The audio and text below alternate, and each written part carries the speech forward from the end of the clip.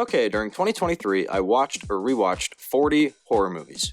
Not every one of these is a new film that came out during the past year, they're just the ones I saw within the last 12 months.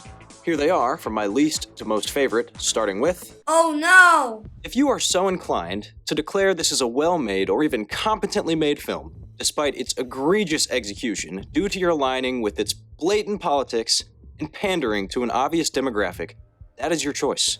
The truth remains that PureFlix's attempt at horror is also a tremendous trek into the world of comedy. Additionally, I saw a Letterboxd review for this pointing out that the film's canonical demon was the one having all of the right-wing nutjob opinions, and the filmmakers were like, yep, this is good. What? Nefarious is undoubtedly in contention for being one of the worst horror films ever made. Ludicrous, you dummies. I'm not sure there's a ton I can say that hasn't already been said. I knew I wouldn't like it, and that certainly was the case. I will give it a point for the demon's design, I suppose. Is it the worst of the Conjuring franchise, though? I don't know. I mean, probably. I haven't seen La Llorona, though. PG-13 and horror, man. This was the biggest wasted opportunity for a great practical monster, but instead we got dark CGI blob, and henceforth the danger never felt tangible, which was all it took to tank this. The lead actress wasn't bad, though. Sci-Fi Channel, Bigfoot Films, need I say more? Lance Henriksen. I find myself on the side of how did they make this film worse than its predecessor just by having access to more money and more stuff. It's just Last Shift without the passion or charm. Very boring and unengaging, and the minor changes that they did make all worked worse? Don't think I didn't notice that the demon's mouth could move even if you had wanted it to.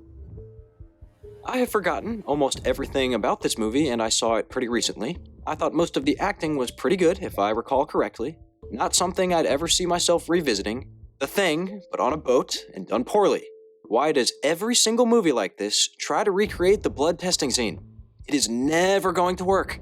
Never. All of you need to admit that you only liked this because it is an Evil Dead movie. It was all so standard. I actually found it to be a bit of a bastardization of what Evil Dead movies are supposed to represent. Gore? Yeah. But who cares when Evil Dead is being transformed into traditional and typical horror nonsense? Just when you think Impetigore is going to get interesting, it does not get interesting. Felt pretty let down by this one after some of the things I had read and seen. Guess this means that only America can make good horror movies. I joke, of course, Japan. Woohoo! Japan is the GOAT. I can commend this movie for its achievements within its budget, and I am a fan of Ty West, but when only one significant thing happens for actually 70 minutes of the runtime, the climax better be absolutely mind-blowing, which I did not think it was. Good acting, Greta Gerwig, woo!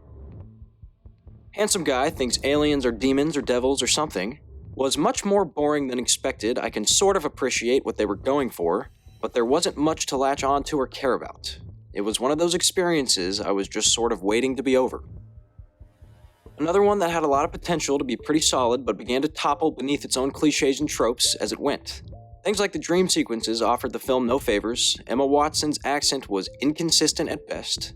I will say the ending was at least reasonable, though. Too many things about this movie just made no sense to me, and by the end I thought it was all only goofy, which I think was partially its aim, but I also think it did mean to be frightening, which sadly it was not. I'm glad to see Anthony Starr getting lots of work now, though. I watched this because I found myself enjoying independent cinema more and more as I've continued my journey with movies, and there was a lot to appreciate here. Particularly, I found the cinematography to be pretty solid, and while I didn't necessarily love this movie, I did find it very commendable to say the least. And this isn't the last time we'll see Alexander the Titan on this list, so hats off to you, my friend. A lot of people seem to really enjoy this movie when it came out a few years ago, but I found it just kind of boring and fairly predictable.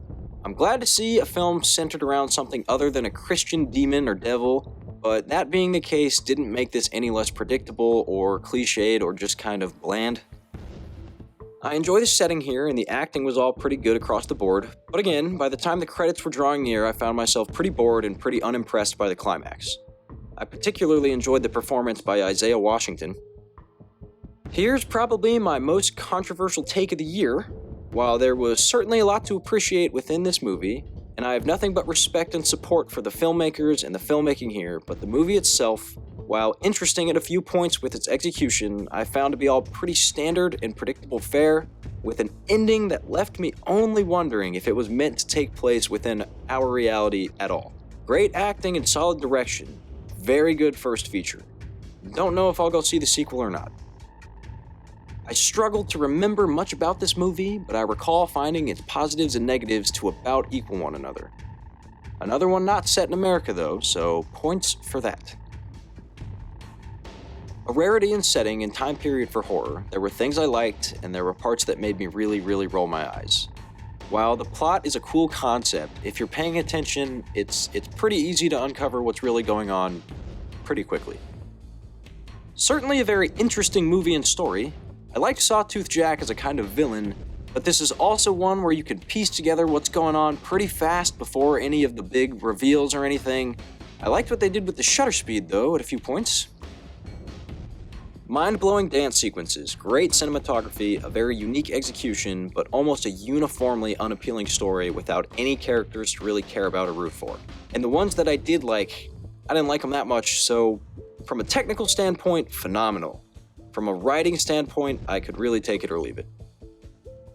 While I didn't dislike everything about this movie, my biggest takeaway was feeling robbed of a true practical creature.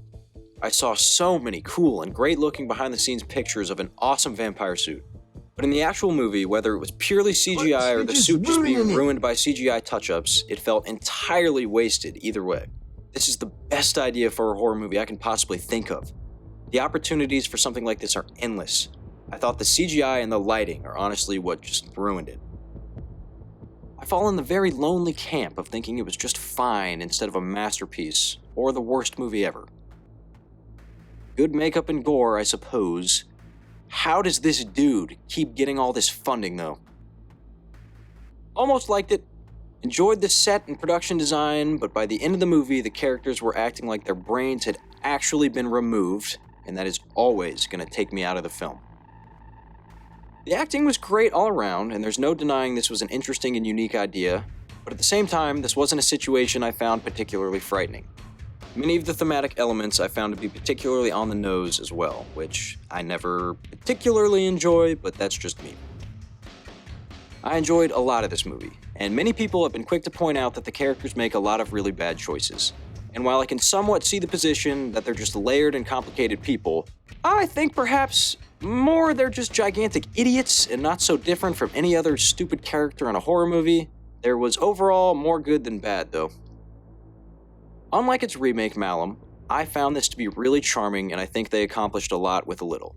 I didn't love the movie, but I have a lot of respect for it. It just made Malum all the more disappointing also.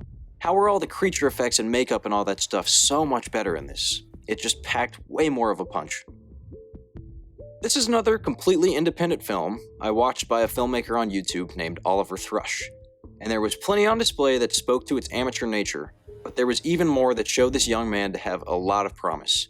I enjoyed this watch a lot, despite its flaws. I will probably watch it again, and I'm certainly paying attention to whatever he does next. Another film by Alexander the Titan. This is a movie where I can understand why some people maybe wouldn't like it. It's a slow mover, but it was my kind of thing, and I ended up enjoying it quite a bit. I'd love to see what this dude could do with even just a small budget. He has a great eye, and though it wasn't perfect, I kind of loved this movie. The entirety of this movie I find to just be fine or pretty good, but the first portion where the horror is mostly present is genuinely fantastic. It is mind-bending and genuinely so creepy, and I absolutely loved that first section. If the whole movie were more akin to the first portion, I could see it being an all-time great. Who would have thought that the 7th entry in a series where I don't even like the original would be something I found to be really not that bad? I really like this director, and I found many scenes within this film to be filled with a lot of tension, and throughout I felt moderately invested in these people and what was going to happen to them. I find it to be the best Paranormal Activity movie by far, including the first. I get a lot of people really didn't like this one, and I didn't enjoy it nearly as much as Hereditary or Midsommar, but I thought it was overall genuinely pretty funny, and it achieved being pretty horrific when that was its goal. The, courtroom scene, I guess, was phenomenal. I enjoyed this film. though I haven't seen the original cut and I wonder if I might enjoy that slightly more based on some of what I've seen. I'm glad that something like this exists though, an attempt at creating what would have been the director's final vision. This is also the only other good Exorcist movie, though that isn't really saying anything. That's not saying shit. The setting and acting were really solid, and something I always quite enjoy is judging a film's first shot as a good precursor of what is to come, and this film had a great first shot. Not everything here is aged entirely well, but this is an effective exercise in discomfort. There is also one moment of acting excellence from Peter Mullen. My opinion seems to line up with a lot of what I've read about this movie. I thought it was fantastic, and Nathan Basil is so good as Leslie during the mockumentary portion of the film. But I was more or less disengaged by the point of view shift to a traditionally structured film. Hope that sequel becomes a thing. Seriously, I cannot praise Nathan Basil enough. It's John Carpenter. What am I supposed to say? The set and production design, One thing I really like about this film is that I really liked the lead character, and I cared a lot about what was going to happen to her. Something that I think is pretty rare within the genre. Plus, the ending to this movie is really haunting, and it left me with a little bit of a pit in my stomach. I think this deserves just as much praise as a lot of the era's early horror films, despite not being a perfect movie. And yes, it said a lot, but the shot of the dude's eye in the darkness gave me the freaking heebie-jeebies. Of the 5 sections, I only really didn't enjoy one of them, and it wasn't the worst thing ever or anything, but the section directed by David Bruckner was awesome, and I thought the others were pretty great too. The setting was unique, and I very much enjoyed unraveling this mystery and discovering what this place was, though I can't say with supreme confidence that I think I have it figured out after a single viewing. I encourage any fan of filmmaking or horror to read about the production of this film. Though its lower budget sometimes shows, this is the kind of movie that I really enjoy, and I hope its creator returns to movie making at some point because this movie showed a ton of promise. He built that cabin, dude. Right when you think Sator might be getting a touch boring, boom, it is not a touch boring.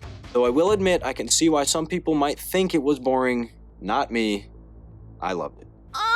Yeah! Loved the trailer. And though the first 15 minutes or so I thought teetered into possibly being a little bit silly, as the story went, I found myself almost like an unwilling additional passenger having to watch all of this unfold. Perhaps a hidden meaning to the title? And I mean that as a huge compliment. Kyle Gallner and Johnny Birchtold were both awesome, and everything about this movie is just everything that I personally look for in a movie. It was subtle and subdued in a way that made the more intense and violent moments have a much greater impact. As I always say, the best horror movies are just dramas in disguise. Hopefully this will get some more recognition as time goes on. It was a great movie. There you go. Bye.